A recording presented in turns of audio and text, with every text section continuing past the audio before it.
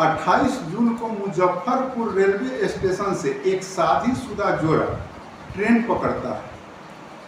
पकड़ता है वह दार्जिलिंग जाने के लिए, और रास्ते में ही उसकी पत्नी लापता हो जाती है।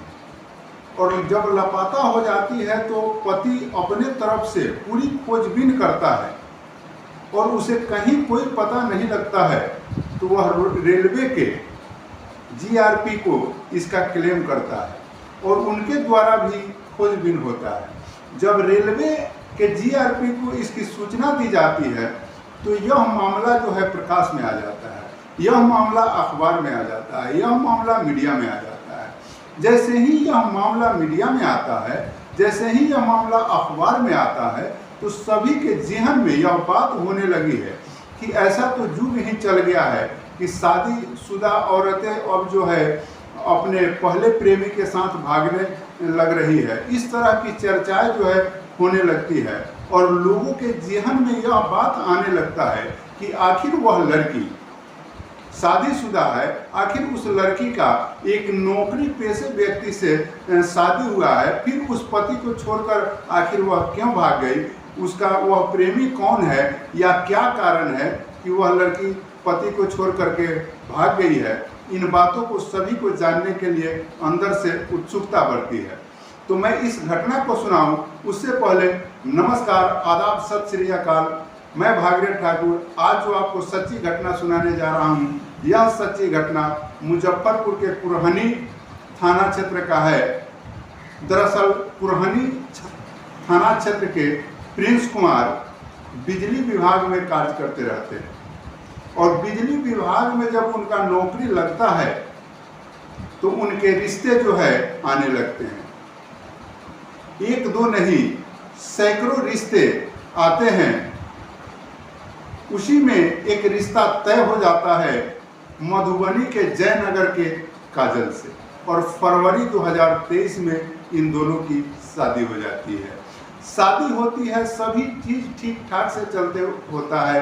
काजल भी बड़ी मिलनसार होती है, वह परिवार के सारे सदस्यों के साथ इस तरह से मिलजुल करके रहती है और सभी का, परिवार के सभी जनों का वह सम्मान पाती है और ऐसा लगता है कि उसका अपना ही परिवार है।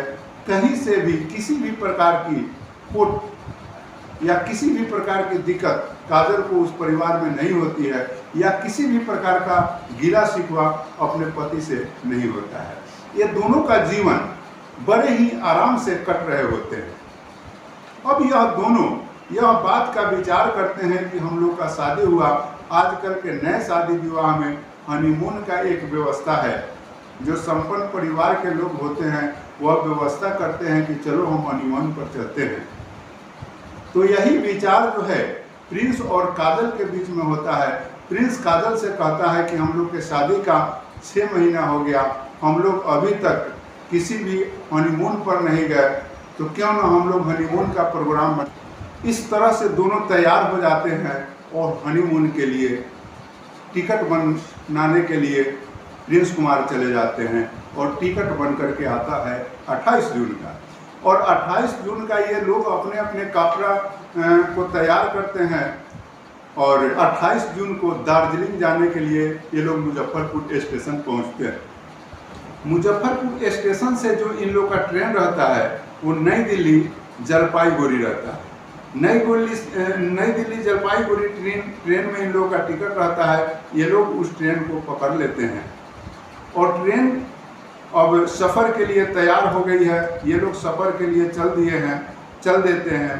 अब ट्रेन जो है पहुंचती है किशनगंज में जब ट्रेन पहुंचती है तो यह महिला काजल जो है बाथरूम में चली जाती है और बाथरूम में जाती है। बाथरूम से रिटर्न होने में उसे बहुत देर हो जाता है तो पति घबरा जाता है कि आखिर वह कहाँ रह गई, इतना देर क्यों हो गया। पति जो है अब ट्रेन में उसे खोजने लगता है, इधर उधर पूरे ट्रेन के बोगी को छान मारता है, काजल कहीं भी दिखाई नहीं देती है। अब यह घबरा जाता है और जीआरपीएफ में यह जो है अपना कंप्लेन दर्ज कराता है और कंप्लेन दर्ज होने के बाद जो है सारे वीडियो कैमरा जो लगे होते हैं उसका वीडियो फुटेज को खंगाला जाता है, लेकिन कहीं भी जो है पता काजल का नहीं लग पाता है। अब लोगों में यह चर्चा होने लगती है, कारण कि यह मामला अब जो है अखबार में भी आ गया है। अब लोगों में यह चर्चा होने लगती है कि कैसा कलयुग आ गया है, घोर कलयुग हो गया है। अब धड़ल्ले से पत्नी जो है अपने पति को छोड़कर अपने लवर के साथ भाग जा रही है। लेकिन इधर प्रिंस कुमार यह सफाई देते हैं कि हमारी पत्नी से हमारा कोई भी विवाद नहीं है, हमारी पत्नी का कोई भी लव अफेयर नहीं था, हमारी पत्नी एकदम सही थी, उसे कोई परेशानी हमारे साथ नहीं था। लेकिन लोगों के जुबान पर एक ही बात दौड़ता है कि कैसा घोर कलयुग आ गया है।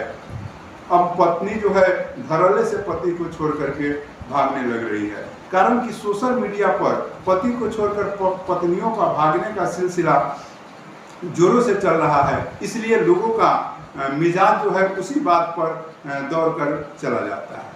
अब इधर जब एफआईआर करा देते हैं प्रिंस कुमार, घर चले आते हैं, पुलिस जो है उस चीज़ का तहकीकात करने लगती है और एक राज्यों से दूसरे राज्यों में, एक थाने से दूसरे थानों में, एक जिले से दूसरे जिलों में काजल का जो फोटो होता है उसको ये पुलिस प्रशासन शेयर करते हैं और रिक्वेस्ट करते हैं कि ये लड़की, इस फोटो की लड़की अगर आपको कहीं मिलता है तो उसका सूचना हमें करें। अब जो है जो रिपोर्ट निकल करके आई है कि गुरुग्राम में जो है काजल मिली है। गुरुग्राम से एक फ़ोन आता है प्रिंस को कि आपकी पत्नी जो है गुरुग्राम पुलिस स्टेशन पर है, आप अपने पत्नी को यहाँ से ले जा सकते हैं। तो दरअसल अब जो घटनाएं सामने निकल करके आ रही है, जो काजल का बयान है, वह काजल यह बात कहती है कि सफ़र के दौरान ही हमारे पति से हमारी कुछ कहा सुनी हो गई और वह बात हमको इतना लग गई कि हमें उनके साथ एक क्षण भी रहना नागवार गुजर रहा था। इस परिस्थिति में हम चाह रहे थे कि हम उनसे कहीं दूर चले जाए और हम अगले ही स्टेशन पर जो है उतर गए। स्टेशन पर जब उतर गए तो हमें वहाँ स्टेशन पर डर लगने लगा और हम दूसरे ट्रेन को, जो दिल्ली जाने वाली ट्रेन थी, उस ट्रेन को हम दूसरे ट्रेन को पकड़ लिए और यहाँ हम आ करके उतरे। और यहाँ आए तो हमारे पास कुछ पैसे थे, हम कुछ आराम करना चाहते थे, लेकिन ऐसे ही किसी जगह पर आराम हम नहीं कर सकते थे, इसलिए एक रूम खोज रहे थे। इसी रूम खोजने के दरमियान एक महिला जो है मिली और वह महिला हमको पुलिस स्टेशन तक लेकर के आई। इस तरह की घटना जो है काजल बताती है। तो मित्रों, इस तरह से काजल जो है मिल जाती है और प्रिंस कुमार फिर से अपने पत्नी के साथ रह रहे हैं। मित्रों, मैं यह वीडियो किसी को परेशान करने, किसी को दुख पहुंचाने के लिए नहीं, अपितु आप सतर्क रह सके, सशक्त बन सके, जागरूक हो सके, इसके लिए लाया। मिलते हैं अगले वीडियो में, अब तक ले इतना ही। जय।